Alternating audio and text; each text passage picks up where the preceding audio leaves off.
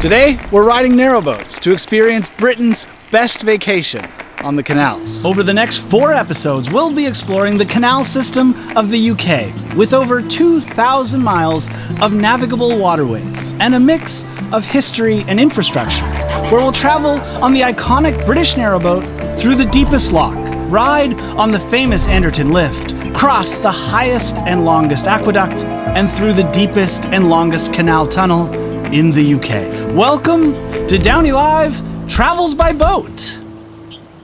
Today, we start in Wales at Goeder Wharf. I booked online with Drifters, but we got it from ABC Boat Hire. We are riding the red-tailed finch today. This is our lovely vessel. And let me introduce you to the crew member joining us today. It's Nicole. Excited? Yes.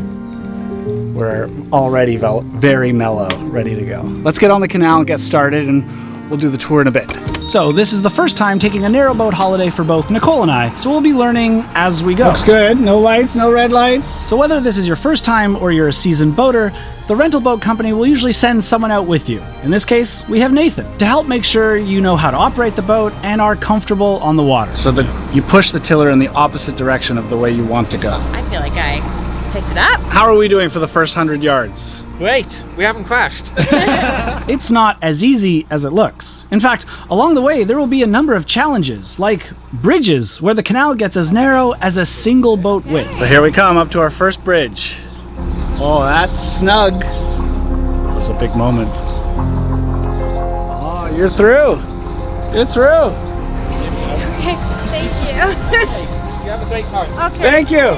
See ya. That was great. Thanks, Nathan. Thank you so much. And just like that, we've passed the test, and from here on, we're on our own. Now, before we continue, I need to tell you why the canal system is here. The UK was the first country to develop a nationwide canal network, which, at its peak, expanded to nearly 4,000 miles in length. The first canal was built in 1757 and allowed cargo and goods to be transported more cheaply than by land. Boats were pulled by horses, which is why on one side of the canal always has a towpath, which is where the horse would be pulling from. The canals were incredibly profitable until the 1840s, when the steam train was invented, and the railway network began to spread across the country, making the canals slow and outdated.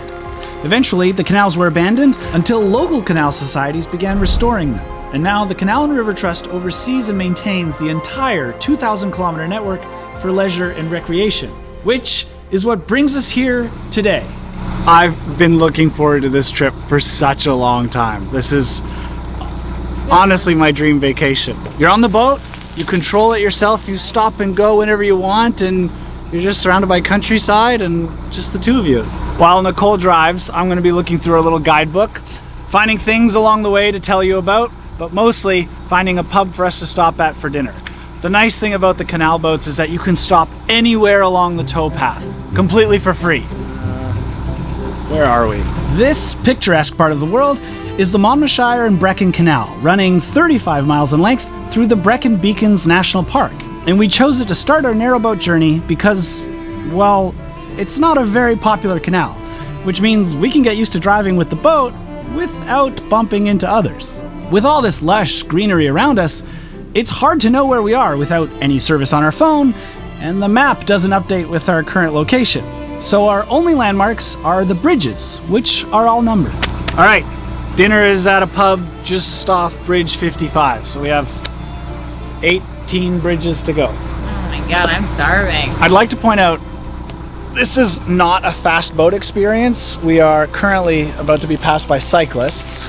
Actually, you could easily walk faster than this. So the speed limit on the canal is about 4 miles per hour, which is basically, if you start leaving a wake behind you, you're going too fast. You don't want to leave a wake behind the boat because that both erodes the sides, but also affects wildlife habitats along the canal. I'd say after the first 20 minutes or so, we're feeling pretty comfortable with this boat.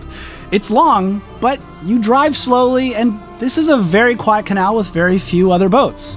Mostly just ducks and birds. Hello, ducks. Hi, guys. We're Canadian too. Holy cow. No, horses. Hi, horses. On a personal note, I'm just happy to be traveling with Nicole again. And this is an adventure we've both been excited to do together. Now, she's a bit camera shy, but that doesn't mean she isn't essential to helping me film this adventure. I couldn't have asked for a better first mate. She really is the... Geez, Nicole, do I really have to say all of this about you? I mean, this goes on for another 6 pages. Yeah. You enjoying this? Yeah. I'm hungry. Getting on the verge of hangry. What I'm getting at is I'm glad I get to do this with her, even though she's not front and center on camera all the time. But Nicole's right. We're now looking for our dinner spot. I'm just in awe of this scenery. This is some of the most beautiful countryside I've seen. Have you ever seen anywhere as green and lush as Wales? I couldn't be happier to be here. Not another boat or person in sight. Just a stunning start to our trip. You know what the difference is, Nicole, about this? What? I think if you and I took a boat tour or a boat trip or like a cruise Yeah. where you just sit and see the scenery, it'd be beautiful. I do that on trains, but I'd get a little bit bored, antsy. I think the fact that we're in control and can do whatever we want and stop and go for a hike, or you're constantly driving, it's just like a little bit of excitement all day long. Yeah. This is just incredible. So the other canals coming up. This one doesn't have any locks that we'll be doing on this trip, but the upcoming canals that we'll be doing in future episodes, we'll be going through locks, we'll be going over aqueducts and through tunnels. I'm so excited about every episode. I could do this all day. And the best thing is, that's all we have to do. And of course, we come across the obligatory Welsh sheep field. Oh man, we've been on this boat for 25 minutes. It's already the greatest experience. Hi guys. Friendly neighbors out here. And oh, look at that, a tower too. Go this Now, way. it's easy to get distracted this by way. the scenery, but pay attention. I'll give you the tour in a second. I forgot the way to go. This isn't a Disneyland ride with bumpers. If you don't pay attention, you'll end up in the bushes, or worse, stuck in the mud. Look at this. This is like the Microsoft screensaver, but a Welsh version. First park job. All right, with a little experience under a belt, it's time for dinner. Nice job. Not only is this testing our boating skills, but also our communication skills. What? I don't think you need to reverse. You can't steer. That looks great. Okay, you got it? Yeah. Okay, it's our first time parking. Here we go. Again, I'll give you the tour in a minute. Ugh. So, narrow boats are allowed to park anywhere along the towpath for up to 2 weeks, for free. The boats come with stakes and a hammer to park the boat, and it does take a little while to set up, so this might just end up being where we spend the night. But I have to admit, it's a pretty nice spot. Nicole. Sorry. Look at these guys. There's our friends. They're the big pigs. Are they? Yeah. Watch over the boat for us, please. Okay, our next challenge is finding dinner. Now, is this the right time to admit that we diverted from the guidebook and just went to using our Google Maps? We found another pub that was a little bit closer because we were getting hungry. My gosh. This is like an oasis in the middle of the desert. The Horseshoe Free House is a quaint inn and pub in the middle of the Welsh countryside, where the patio is alongside a field of sheep. Oh my gosh, this might be the best patio I've ever sat at. Normally a nice patio is alongside a lake or something like that, and we're in the sun, right alongside a sheep field. I can tell you, I'm not ordering lamb tonight. It's too close to home. This is our first day in the UK on this boat series, and it's already everything I had imagined it would be. The ale I ordered gets hand pumped from the keg. I got a local Welsh ale that's named after the spring that's on the other side of that mountain right there. Lovely, thank you. And of course, we ordered our Sunday roast dinners. Mine is like a cranberry bacon wrapped chicken roast dinner. It's awesome. Yeah, hot. Wow. Well, that is cherry. Yeah. This is the most serene and beautiful dinner I think I've ever had. This is the best. Every part of this has been amazing. And just when I thought it couldn't get any better, we get this at sunset. That is the darkest, brightest rainbow I have ever seen. Yes, it's a full arch. These are the moments I've come for. Narrowboating under a rainbow. I couldn't have asked for a more perfect first day. Wales, you're incredible. But we have a long trip ahead of us, and I'm sure it won't all go as smoothly as today. It's about 8:30 at night, and you can't boat after dark. Sun just set, so I think we're gonna call it a night and just stay here. What? It's bedtime. Bedtime coming, dear. Cup of tea before bed. Oh, yeah, when in Wales, why not? And this feels like the perfect time to give you a tour of the boat finally. So come aboard the Red-tailed Finch. As you come down the first steps, we have a little coat hook. Comes with raincoats because we are in Wales and it might just rain. Fire extinguisher. Then we come into the galley. Sink, propane stove, oven, fridge, toaster, microwave. Then we come through into the dining living room. This also pushes down into a bed if you were to have another couple with you or more friends. This would turn into a bed area. A little TV and DVD player, which will never get used. We'll come down the hall into the bathroom, sink, toilet, and a pretty good little shower. Like lots of room in here. Come on down the hall into the master bedroom. A little more storage area. This folds down like on a train into another bunk bed, so you could have a 2 and a third, 4 or 5 sleeping up front. And of course, the bow, which is where Nicole is reading in like the quietest, calmest, most pristine area in the world. And that's the boat. Not that big. Seems to have everything we need. It's time to close up the boat for the night. We'll see you in the morning. Oh, morning. If this isn't a Welsh morning, I don't know what is. All right, raincoats on. Let's get moving. Nothing I haven't seen in Vancouver before. One thing about this boat is there's no way to operate it from inside, so we'll be out in this all day, and we have somewhere to be in a few hours, so we have to get moving. Once the lines are all up, we're good to go. Another day in paradise. So, this morning I'll drive, and Nicole's making us a warm cup of tea, and we are headed to the 5 Locks in Pontymoyle. It's another few miles, which will take us a couple of hours of cruising just to get there. The nice thing is, if you want some exercise, like Nicole here, one of you can walk alongside on the towpath while, well, I drive the boat. Just as you think it can't get any nicer, you go around the next bend, and it looks like this. This feels like I'm on a jungle cruise. So the reason we have to be somewhere at a certain time and why today is so important is it's because it's the Queen's Platinum Jubilee. And so we're joining a flotilla of boats to do a little boat parade in honor of that. Oh God, there's a spider on your collar. Oh God. Where? Which collar? This, your right one. I was so brave of me. Oh, you did so good. What a lovely little home. Look at this. Little cuppa, as they say. Not much better than this. With weather like this, I now understand why they drink so much tea. Remember, this is a relaxing experience, but you can't get too distracted by Nicole, because there are challenges around every bend. And I didn't line up this curve under a bridge very well. It's the first one I've had to crouch for. We didn't want that to end up in the propeller. That is a long branch. I swear this feels like a jungle. Like, look at that. That's like a vine. We're starting to get closer to a city because you can see homes are here now.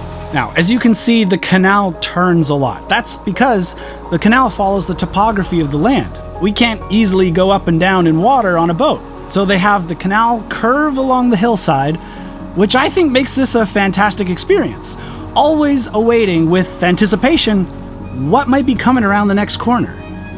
And I need to tell you, we haven't done any color correction to this footage.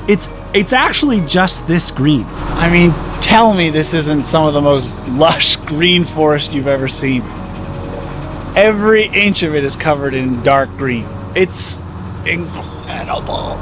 So Nicole's getting her steps in on the towpath while I'm getting a little creative with my exercise. Work with me, folks, work with me. Here we go. Pa, pa, pa. But I'm thoroughly enjoying the challenge of driving a 50-foot narrowboat. Look at that! Look at this! It's so dark in here. It's 10 a.m. Gosh, we picked this canal because I thought it would be easy cruising, but this is probably the narrowest bit we've done yet. Sometimes the canal gets narrower for seemingly no reason. It feels like it's just to make sure we're paying attention, or like a speed bump to make sure we're going slowly. But Nicole is actually looking over the edge, you can see her on the left there, and she says it's an aqueduct, and we're actually passing over a road, which I think is so cool. To think we're on a water bridge passing over traffic is just wild. But from my point of view, I'm so focused on making sure I don't scrape the sides that I don't even notice the road. And I wouldn't have known if Nicole hadn't told me. Oh, and here comes another feature of the canal. So this is one of those spillover points that levels off the canal. So any excess water, like when it's raining like today, goes off down into that and into the river below. And that way the canal always stays at the same level, except in the hot summer months when it can get a little bit lower at times. The other nice thing about narrowboating, besides the beauty along the canals, is the community. Can't get around the corner. Can't get around the corner. I appreciate it. Well, we're coming back to the flotilla. That's around 1 o'clock. Yeah, that's one thing I've heard a lot about. It's not just about being on the canal boat and enjoying the canals, but it's kind of the life and culture and meeting others along the way. Thanks to Ashley for the tip. And it doesn't seem to matter that we're on a rental boat. If you're on a narrowboat, you're a part of the community. I love that. We're now looking for a parking spot. As it's a pretty unique lifestyle with its own challenges, everyone sort of looks after one another. I don't mean to toot my own horn. That was pretty good until I bumped it. Trying to make a joke about it. But for now, it's breakfast time. Gonna get some breakfast finally. What is it, 10:30 in the morning? Today's breakfast is the Boatyard Cafe. It's an old canal boat, but it's now on land. Breakfast bath, please. That's pretty good. Oh man, don't you hate it when you make a mess after lunch? I sure do, Michael. Golly, don't I have the product for you? What? Today's video is sponsored by True Earth because they make environmentally friendly products to help reduce the amount of plastic we have in the household, like their Swedish dishcloths or their compostable pop-up sponges. The dishcloths are biodegradable, compostable, and reusable. In fact, they can be machine washed up to 50 times. And the other great product I bring with me are the compostable pop-up sponges, which are biodegradable, compostable, and of course, plastic-free. And when you add water to them, they expand to 9 times their size. Plus, they come in a pack with these 5 fun colors. And so all of these products help you use less plastic in your household. And if you want, I can get you 10% off. Just use discount code DOWNIE when you click the link in the description down below. So thank you, True Earth, for making great products and for sponsoring today's video. I gotta get back to these dishes. Do I hear bagpipes?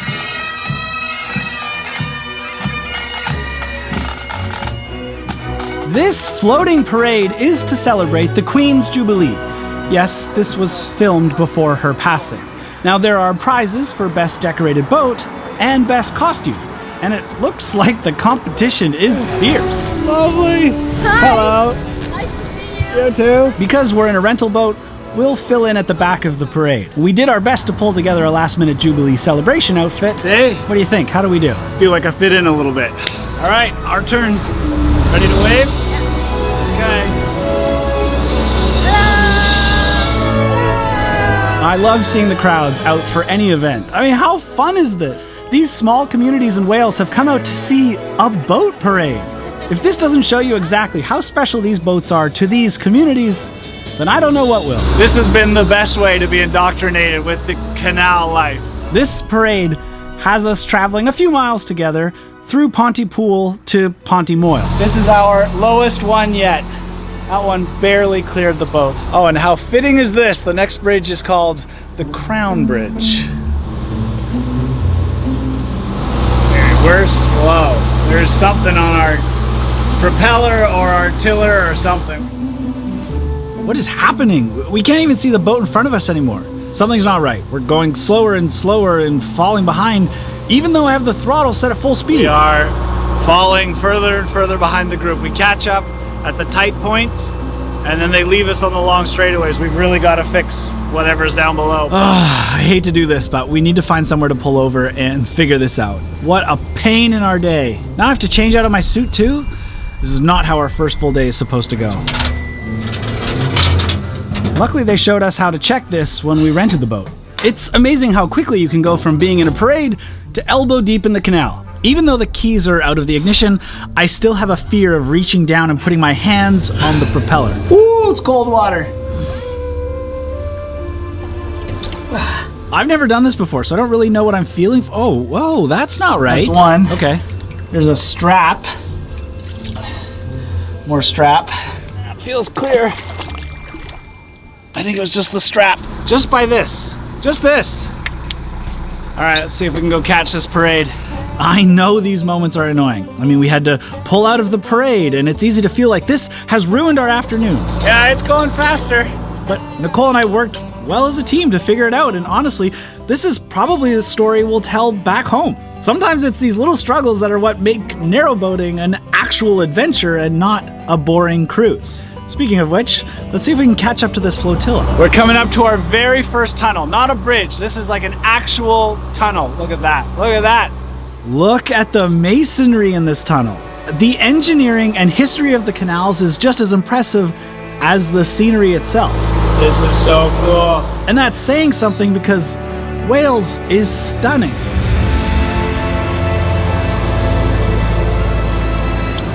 This is amazing. It's like coming out into another world. Now, because we've fallen so far behind, the parade has already turned around and come back towards us. Hello. Enjoyed it? Very much so. Good. Once we finally get it turned around in front of a crowd, there are some very friendly boaters who noticed we're new here, and they wanted to greet us. You see, narrow boats aren't just for holidays. These fellas are called liveaboards because they live aboard their boat. What do you do if you live on a boat? Do you go to work somewhere, or do you work? I work 3 days a week in an hour away from here So how do you get to work? in a car. Okay, so you do have a car, okay. Yeah, and then 2 days a week I work on the boat, online. Online. I'm a saddler, a leather worker, so I just drive to customers, sort their saddles out, have a small workshop. So how does it work to manage, for both of you, a car and a house that potentially moves? And then how do you move You the house and the car? So you drive to somewhere, park the car, then drive the boat, walk back, get into the boat, take the boat up to that area. So short distances at a time. All right, enough chit chat. Let's see what it's actually like to live on board. This is a tight squeeze in. This is how I know you're maximizing space indoors. Living on board an airboat has the constraints of space. This is actually, this bed folds down, so I can't do it at the moment because we've got all the stuff in the engine. But this is where you sleep. Yeah, it's a very small bathroom. Oh yeah. Compost toilet. Oh, compost toilet. It may be 57 feet long, but it's only 6 feet wide. She also sews, so all the bunting on our boat today she's made. So Wow. Which means you're essentially living in one long hallway. Pantry kind of thing? Yeah. Oh my god. Wow, look at that. So you give up some of your everyday luxuries, but of course, you gain the benefits of freedom and living on the water. And then this is our favourite part. The front patio. Yeah. Oh, I like the benches. Yeah, this is a good part. So it's also where we store our wood, and that's where we put the water in and stuff. It's perfect. Lewis, thanks so much for the tour. No worries. I get it. I get the appeal. Can I convince you? Chance? I could be convinced. Hey, we're in business. Now, being inspired by Lewis and Gareth, we're headed into town to stock up our own kitchen. Really, the nice thing about these boats is they have fully functional kitchens with everything you need. So we're stocking up just like we would at home. Most beautiful walk to a grocery store we've ever done. We've done a lot of walks to a lot of grocery stores. Now, after a long day, it's time for a cup of tea before we start to head back up the canal. All right, after an exciting day of the Queen's Jubilee and grocery shopping and visiting people who live on boats, that's the most southern point on this canal. It's a dead end, so we're gonna head back north. After coming down with a goal of joining the parade, we're headed back with no real schedule or anywhere to be for the first time on this trip. And this must be what it's like to live on board. The choice to go as far as you'd like, and to putter along and stop when you want. Coming through a tunnel again. The only tunnel going back. What I find most impressive is how sheltered the canals are from the rest of the towns along the route. We can't see any homes, buildings, or streets, which makes it great for boaters, but also locals who can come use the towpath to walk or jog and get away from it all. I mean, you have to admit, this feels like a Disneyland ride, right? This is amazing. Just keep it off the walls, you're all good. I mean, this might just be one of my most interesting adventures yet. This country is one of the most beautiful countries I've ever seen, but the fact that you travel it by boat just doubles it. It's a little oasis in town, and now it's time for dinner. Now, here's a pub right on the side of the canal. Let's stop here. Onwards we go to the next pub for dinner. They weren't serving food anymore. which worries me about the next one. Okay, we've checked the map and there doesn't seem to be any more canal side restaurants ahead of us, so we're just gonna order online at an Indian restaurant and go into town to pick it up. As we eat on board, the sun sets, and well, we might just spend the night here. So let's just cut to morning. Good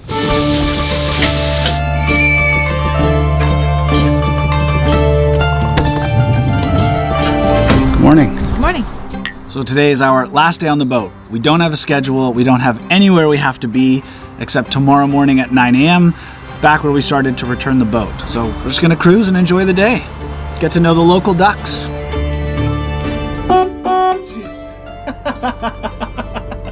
Not a single person out here this morning. This feels like a self-guided Disneyland ride. Along the route is all sorts of hidden history. Now the reason this point is so narrow is because it's actually the connector between two canals, the Monmouthshire and the Brecon Canal, and this was the old toll house. So you'd stop in here, pay the toll, and then they'd open the gate and let you onto the other canal. Living on a boat is a relaxing experience, but there is some general maintenance to be done. Because Nicole and I have taken showers and done dishes, we're a little low on water. And this is what's called a water point. Let's give this a go. We apparently just fill that until it overflows. So I'm gonna stand by the nozzle so I can watch that. Wow, I didn't even realize we used that much water. This kind of really reminds us to think about our water usage in the world. Overflowing, there we go, there we go. Shut her down, shut her down. Oh, whew. I think this is my reminder to you that while it feels like a holiday, there are in fact responsibilities. So for me, this is kind of my ideal vacation. It's relaxing with little bits of adventure and things to do to keep you busy, so you don't get too bored. And while we've stopped for water, why not get another breakfast bap? Perfect. Good stop. Water for the boat and for us. Egg on your face. Off we go. Even though we're heading back on the same canal we came down, it hasn't lost any of its luster. This is just as enthralling as it was on the way down. Maybe more, since we're not in a rush. You just see it differently. This bridge is a great example of the few times that we do see signs of modern life while on board, while the cars above us don't actually have any idea that we're down here. Life on board a narrowboat is simple and peaceful. And in Wales, anyways, it's full of sheep. Hey, I'm dressed just like you. This is wool too. I love your coat. Looks great. Traveling with your whole house with you means you can take turns driving while the other one reads or can get some work done or just sit and eat carrots. Oh, look who we found. Look how close you get. Look at this. Hi guys. Do you guys know which way to the pub? It's the most peaceful, enjoyable holiday vacation I've ever done. I think it's clear that I love this. What does Nicole think? The bed's a little small. Well, maybe the next one. Sometimes we go hours longer than we should reasonably without food. Like, this was not a relaxing 4 days. No. It was actually pretty stressful. And look, I will say, it is stunning out here, especially when you get to the countryside. Yeah. It's been an interesting trip so far. I look forward to getting better at learning how to work on the boat together and time our days a bit better. What have you thought about driving the boat? I like driving the boat. It's fun, right? Yeah. Yeah. Now, along with the challenge of driving a long boat, the other difficulty is finding dinner. I think we took a wrong turn. That's it. On a rainy day like this is like a warm sanctuary. And they're not serving food tonight. That store is closed. The fish and chips bar is closed. No luck tonight, but it's all about who you're traveling with to, I'll just make it fun. I guess it's a good thing we went grocery shopping. So tonight is dinner a la groceries. I think we're having a deli style dinner. Question is, Michael, are you going to have peanut butter and jam as per usual, or are you going to branch out and have a ham sandwich? Let me just guess. Peanut butter and jam. I already had one of those today. I'll have a ham and cheese. Get out. Who are you? Dang. Way to throw together a dinner, baby. Thanks, baby. Mwah. Leftover tandoori from last night, fresh cut veggies, ham and cheese sandwiches. And so, we settle into our evening routine. You know what's nice about this trip? I think both of us had more time to do our hobbies, do what we love. You get time to read, I get time to wash dishes, which I love. Well, when you have all those compostable sponges to go through, because that really makes an exciting part of your day. Exactly.